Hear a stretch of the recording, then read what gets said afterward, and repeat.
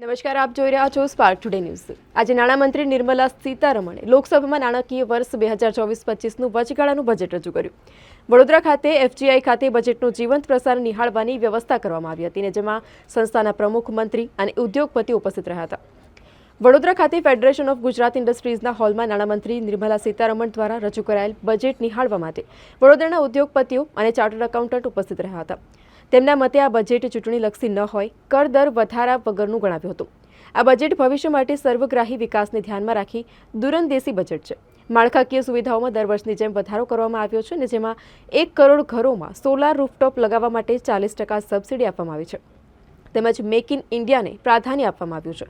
એફડીઆઈને first develop ઇન્ડિયાની નવી વ્યાખ્યા આપવામાં આવી છે।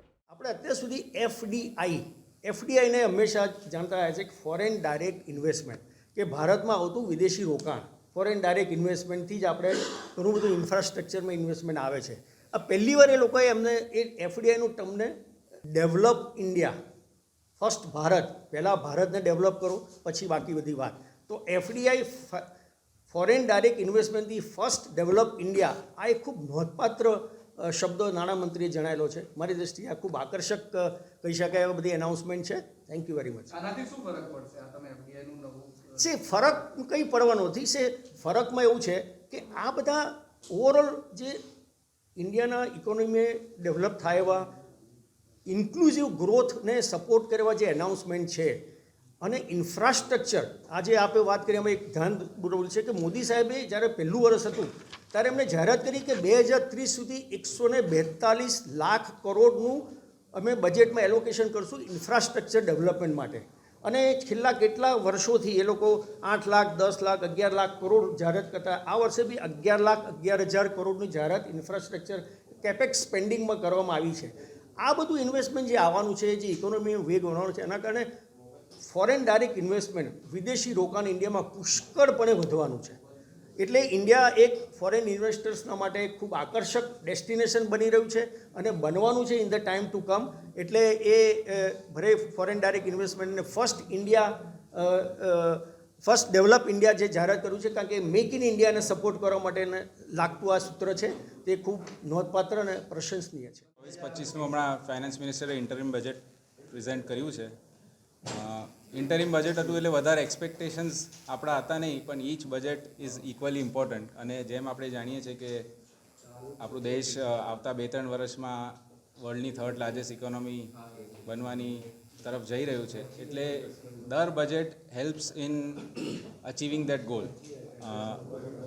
4 મેજર જે ફોકસ એરિયા એમને હાઇલાઇટ કર્યા: ગરીબ, મહિલા, યુવા અને અન્નદાતા, એટલે આપણા ફાર્મર્સ। ડિરેક્ટલી બહુ ટેક્સ બેનિફિટ્સ કે એવું કંઈ ગરીબોને મળ્યું નથી, પણ આપણે જોઈએ તો જ્યારે હાઉસિંગ સ્કીમ્સ અનાઉન્સ થવામાં આવી છે, પછી સોલર જે રૂફટોપ સોલરાઇઝેશનનો પ્લાન છે, જેમાં 300 યુનિટ પર મંથ બધાને મળે, એ ઇનડિરેક્ટલી મોનેટરી બેનિફિટ તો દર ગરીબને કરે જ છે। જે 30 કરોડ ખેડૂતોને જે લોન્સની વાત કરી છે, પછી હાઉસિંગ માટે જે ફાસ્ટ ટ્રેકે જે હાઉસિંગ પ્રોજેક્ટ્સ ઇમ્પ્લિમેન્ટ થઈ રહ્યા છે, ઇનડિરેક્ટલી આ બધું જ નેશનના ગ્રોથમાં હેલ્પ કરે છે।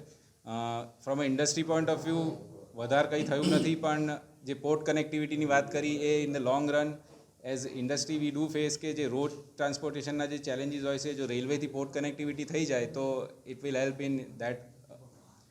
પછી બાકી તો ટુરિઝમમાં કે ભાઈ વંદે ભારત ટ્રેન્સની ઇમ્પ્લિમેન્ટેશનની વાત કરી, એમાં as a tourist one part છે કે સારી ટ્રેનો મળે, પણ ફોકસ વોઝ ઓન સેફટી, કે they are more safer trains. એટલે ઇન અ વે એ બી સારું છે બધા સિટીઝનો માટે કે સાદી ટ્રેનને વંદે ભારત ટ્રેનમાં કન્વર્ટ કરવામાં આવી રહી છે। મારી જોડે સંજીવભાઈ છે, મોહનભાઈ છે। Sanjeevbhai, if you can share few things. Sanjeevbhai is a chartered accountant, so is much more equipped to. Industry wise કંઈ ને કંઈ કશું કર્યું નથી, એક્સેપ્ટલી ટેક્સ સ્ટ્રક્ચરમાં કંઈ ચેન્જીસ નથી કર્યું, એ સારું છે। બાકી બધા સેક્ટરમાં ટચ કર્યું છે, કારણ કે ફાર્મર્સ હોય, પુઅર હોય, મિડલ એજ હોય, એવિએશન હોય, રેલવે હોય, બધામાં ટચ તો કર્યું છે। કારણ કે 40,000 જો નોર્મલ બોગીને વંદે ભારત બોગી કરવાનું એ બહુ સારું છે, કારણ કે તમને રેલવેનો હાલત તમને ખબર તો છે જ, કોઈ રેલવેનો હાલત ઠીકાણું નથી, પણ વંદે ભારત ટ્રેન છે, અમુક તો ઇમ્પ્રુવમેન્ટ અમે દેખાય આપણને। બાકી એવિએશન સેક્ટરમાં પણ વધારે પ્લેનો લાવવાના છે, નવો એરપોર્ટ છે, નવો એરપોર્ટમાં ઇમ્પ્રુવમેન્ટ કરવાના છે, એ બધું બહુ સારું છે, વેરી ગુડ, ન કહેવાય. પણ એક્ઝેક્ટ અમારા માટે સારું છે કે ટેક્સ સ્ટ્રક્ચરમાં કંઈ ચેન્જીસ કર્યું નથી, એ સારું છે. આ બધા માટે પૈસા ક્યાંથી લાવશો? પૈસા આપણા પાસેથી લેવાનું છે. એક તો ટેક્સમાં કોઈ બેનિફિટ એટલું પણ વધારે ટેક્સ જે અત્યારે ટેક્સ સ્ટ્રક્ચર કર્યું નથી, જે ડેવલપમેન્ટ દર વર્ષે જે ડેવલપમેન્ટ થાય છે ડેવલપ આ વખતે કરવાનો છે. પણ આ વખતે એ લોકો ડાયરેક્ટ કર્યું છે રેલવેમાં અને એવિએશનમાં.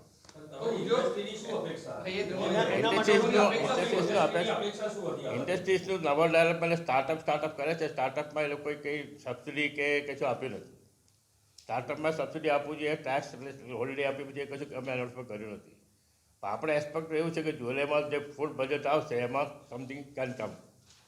અત્યારે એ લોકો કશું જ એવી રીતે કંઈ કર્યું નથી, કે ટેક્સ સ્ટ્રક્ચરમાં ચેન્જીસ નથી કર્યું. So what I see is holistic development.